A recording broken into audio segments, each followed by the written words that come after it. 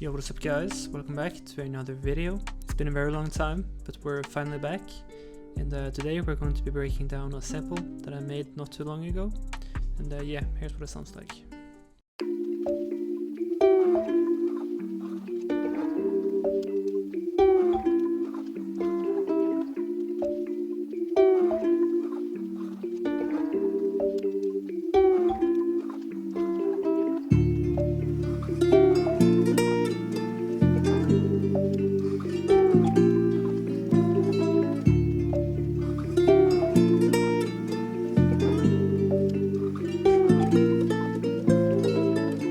So yeah, this is a pretty cool sample, probably something that Gunna or Lil Keed or something could get on, and yeah, I'll show you how I made it. So the first thing I started with was this texture loop that I made a while back in a different FLP, and it sounds like this.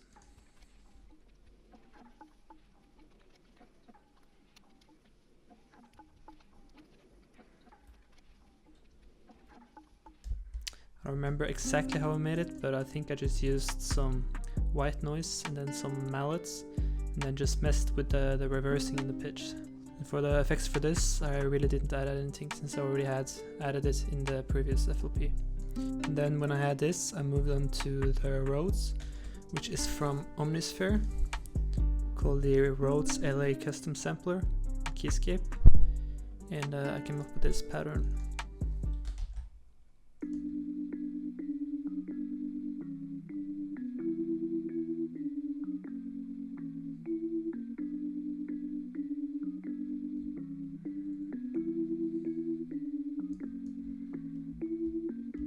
And the chord progression in this is I started with the 1, which is the B minor chord, and then I added this C sharp to it, which makes it a B minor add 9 chord, which is a really nice chord. And then for the second chord, I started with a G major chord, but then I dragged it down to a C sharp diminished. And then we went into the 4, which is a chord that has basically no tension to it, so it's a really nice chord to have on the third bar, and that was the E minor. And then after that, for the final bar, we had the 5th, the dominant 5th, which is the F sharp major, and then I added this E, which made it an F sharp 7. And then for the effects for this, I basically just added an EQ to get rid of some of the low end, and that's it. After that, I decided to record in some slide guitar, so I recorded this.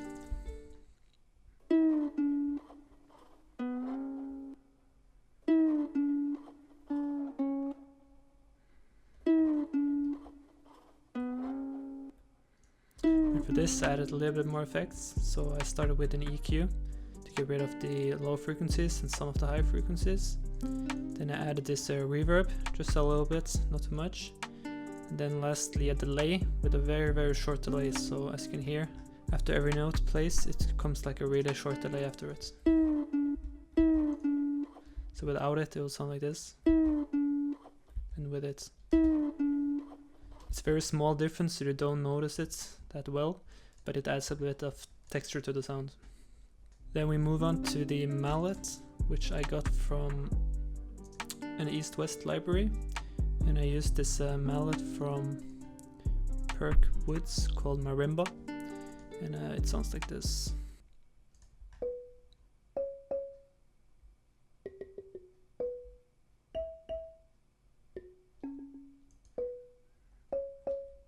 For the effects, I added nothing because I didn't really need anything. And then all together, this is what we had.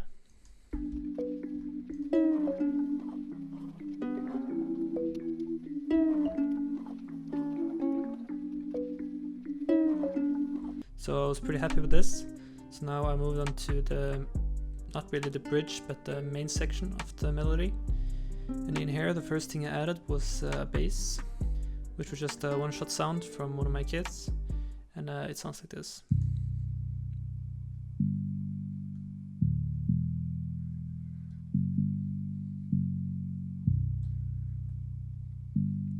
And when I make my bass lines, I keep it very simple. I just follow the chord progression and use the notes, and then at the end of each bar I like to add these passing notes, just to make it a bit more interesting. And at the end here, it actually is F sharp chords that is playing, but I went to the G first just to create some tension, and then we resolved it back into the F sharp.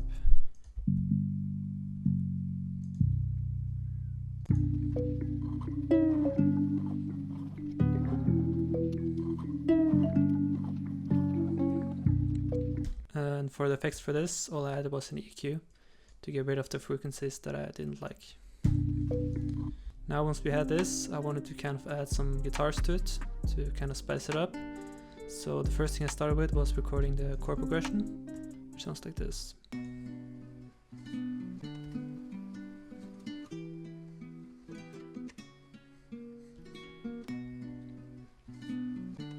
And as you can hear, at the end of each bar I recorded this little strum to it.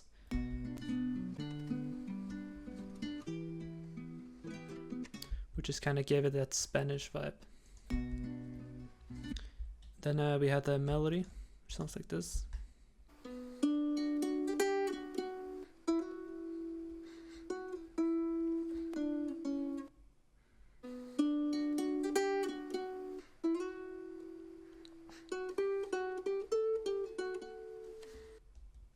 And then for the effects for these guitars, I added some EQ to get rid of the lower frequencies.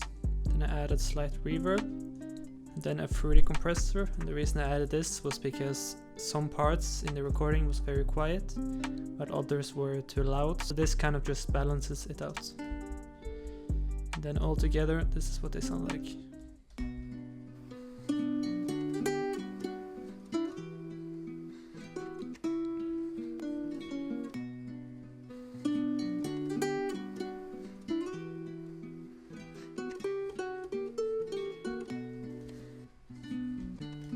Then all together with all the other melodies, we have this.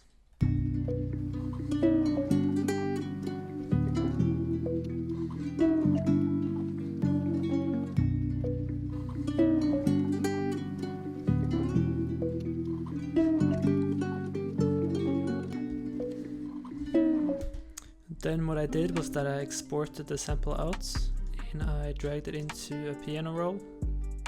Basically what I like to do here is that I kind of make the sample in a slower tempo, which I originally did here. I think I did 110 BPM, and then I pretty much just played around with all the pitches until I found something that I like. And the reason I do this is that you can mess with the tempo without it making it sound like stretchy and stuff. So as you can hear, even if I played really fast, it will still not sound stretchy.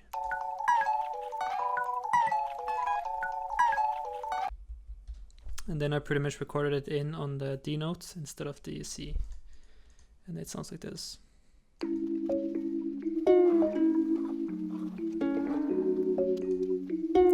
Compared to how it originally sounded, which was like this.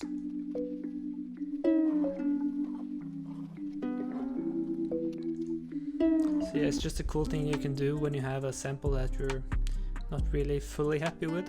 You can kind of just experiment with this and see what you can find. And for the effects for it, I think I added a little bit of effects. Yeah, the first thing was an EQ, just to kind of balance it out a little bit.